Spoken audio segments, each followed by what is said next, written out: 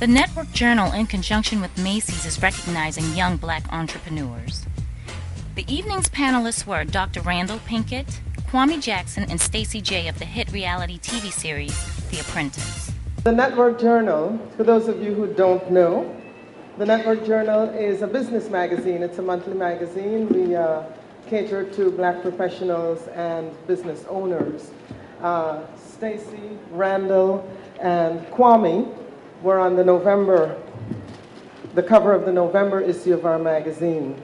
Macys fell in love with it. We fell in love with ourselves, and this is where we are. The panelists spoke about their trials and tribulations and the road they took to become successful entrepreneurs. For me, entrepreneurship started really early. I feel around 14, 13, it was just something internal, something I was born with. You know, when people would say, hey, what do you want to do? You want to work for someone? It was never really an option. Here I was thinking that there was going to be this pot of gold at the end of the rainbow. You know, I'd gone to this Ivy League school. I'm working at the best bank. You know, surely Ed McMahon's going to be waiting for me with the big check. And none of that was true. And I started to question, you know, why I was there, why, you know, I wanted to be in this industry. And, you know, lo and behold, I got this email about The Apprentice. I was the kid who bought candy at the store and sold it in the halls of his school. I was the kid who sold lemonade when he was young on the street corner and didn't make any money because I had a terrible location by a highway. Can you imagine that? A hard lesson to learn. Got to college and opened up a compact disc store out of my dormitory and broke every university rule at Rutgers. As the evening progressed, I spoke with the honorees one-on-one. I was able to get insight on some of their new and upcoming projects. Dr. Randall Pinkett discussed his new book that's in stores now titled Campus CEO. He also discussed his upcoming book, Black Faces in White Places. Keeping busy. The book that just came out recently is Campus CEO. The subtitle speaks for itself, The Student Entrepreneur's Guide to Launching a Multi-million-dollar Business. And it was the case for me when I was a student at Rutgers. I started my company that's now grown to a multi-million-dollar firm. And the same is true for people like Diddy, Russell Simmons, Google, Yahoo, Microsoft, Dell. These are all companies that were started when their founders were in school.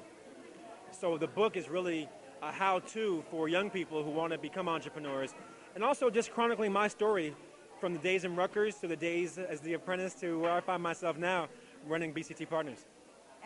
Stacey J wanted young women who are aspiring to become successful entrepreneurs to know the hard work that is involved. I'd also encourage entrepreneurship, which is to be a risk taker. I mean, don't settle for mediocrity, especially in your youth. In your youth, that's the time to take risks and have your own business. You know, so find a mentor, pick their brain, until, like I said earlier, until they say, no, enough is enough, even if you have to do it for free. Just find someone who is willing to teach you, preferably a multimillionaire, a successful person in that area, so you will have the greatest potential to become successful in the future. Kwame Jackson was very enthusiastic about his upcoming projects and spoke of all the new ventures that he's working on.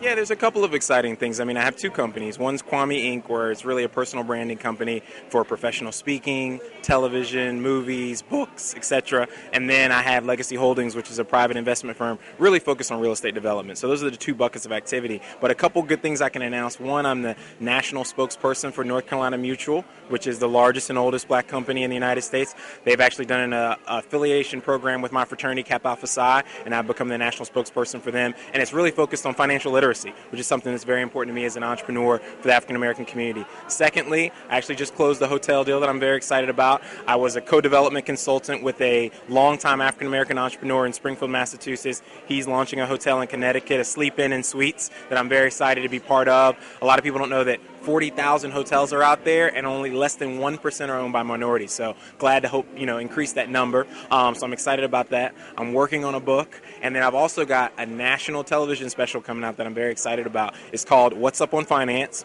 It's on PBS, and it'll be in 450 markets in April. Once again, focused on entrepreneurship and financial literacy, geared towards high school students and graduating seniors to focus on those core areas. So I'm very excited about all three of those things.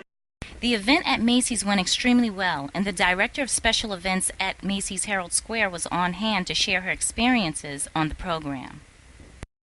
I'm director of Macys Herald Square Special Events, and basically that includes planning every special event all the time that takes place here in this building.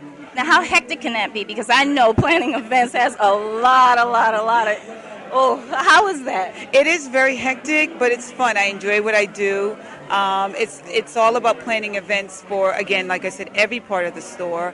It's about conceiving an idea, having meetings with the people that you would love to work with, developing partnerships, planning the event, and then ultimately executing it. It's like planning a wedding and making sure you don't forget not one detail. So we concluded our interviews with Rosalind McLyman, the editor-in-chief of the Network Journal, who hosted the evening's event. She was extremely pleased with the efforts and successes of the panelists, the efforts of Macys, and even gave some insight on her experiences with the Network Journal. It is one of the most rewarding experiences, professional experiences that I've ever had. Before I came on as editor-in-chief, I used to work for a daily newspaper, a business newspaper in New York.